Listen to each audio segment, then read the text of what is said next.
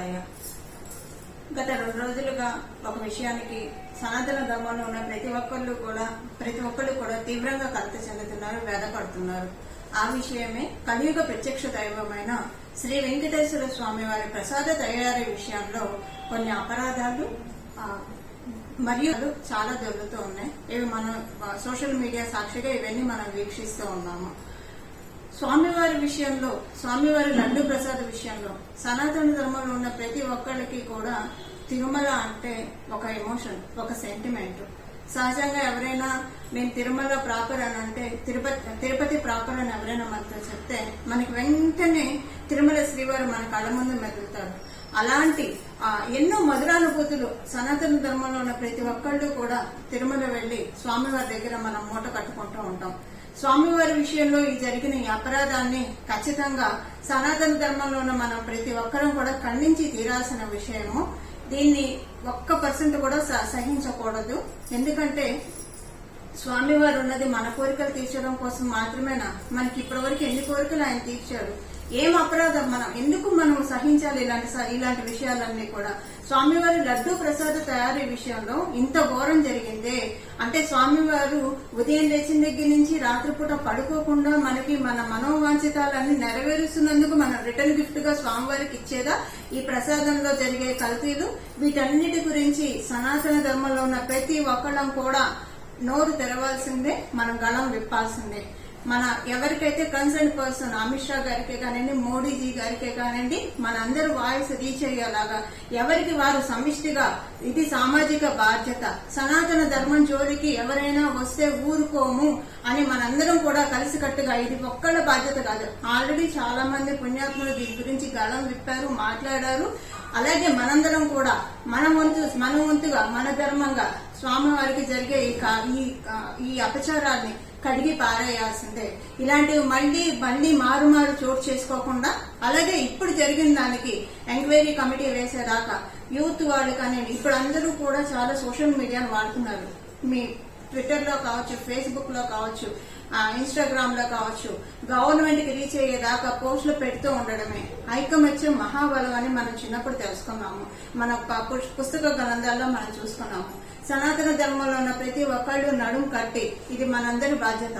ప్రతి ఒక్కళ్ళం కూడా దీన్ని స్ట్రాంగ్ గా ఖండిస్తే కనుక ఇలాంటి తప్పిదాలు మళ్లీ మనకి చోటు చేసుకోవు. మనం తిరుమల వెళ్ళినప్పుడు స్వామివారి మొహం మనం ఎలా చూడగలుగుతామండి? ఇన్ని అపచారాలు మన కళ్ళ ముందు మన సాక్షిగా జరుగుతూ ఉన్నప్పుడు వీటి గురించి మనం గొంతు విప్పకపోతే స్వామి పట్ల మహాపచారం చేసిన వాళ్ళం అవుతాం. మన సనాతన ధర్మం ఎంత గొప్పదంటే ప్రతిరోజు కూడా పూజ చేసేప్పుడు ఋత్వికులు చతుస్సాగర పర్యంతం గోబ్రాహ్మణ వసంత్ లోక సమస్త సుఖినో భవంతు అని ప్రతిరోజు మన సనాతన ధర్మం, మన హైందవ ధర్మం ఎంత గొప్పదంటే మనం మాత్రమే బాగుండాలి, మన పాపాలు మాత్రమే పోవాలని ఎప్పుడు ఏ రోజు మన పూజల్లో మనం చేయము. లోక సమస్త సుఖినో భవంతు, సర్వే జన సుఖినో భవంతు అనే మనం చెప్తాము. సర్వజనావళి కూడా సమిష్టిగా దీని గురించి పోరాడాల్సిందే, దీని గురించి గళం విప్పాల్సిందే. దీని గురించి ఎవరికైతే కన్సర్న్ పర్సన్స్ ఉంటారో వాళ్ళకి మన వాయిస్ చేరేదాకా కూడా మనందరం కూడా సమిష్టిగా ఇది మన బాధ్యత. సనాతన ధర్మంలో ఉన్న అంతే. ఎందుకంటే మన సనాతన ధర్మంలో ఉన్న గొప్పతనం ఏంటంటే మన అందరం ఎప్పుడైనా మనకు కించిత్ బాధ కలిగినా, చిన్న బాధ కలిగినా నాకు వచ్చిన కష్టం పగవాడికి కూడా రాకూడదని మనం అనుకుంటామా? అంటే అంత సహృదయం మనం అందరం కూడా.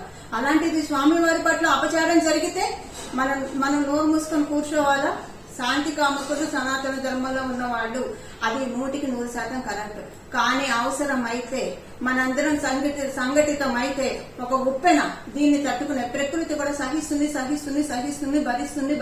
భరిస్తుంది.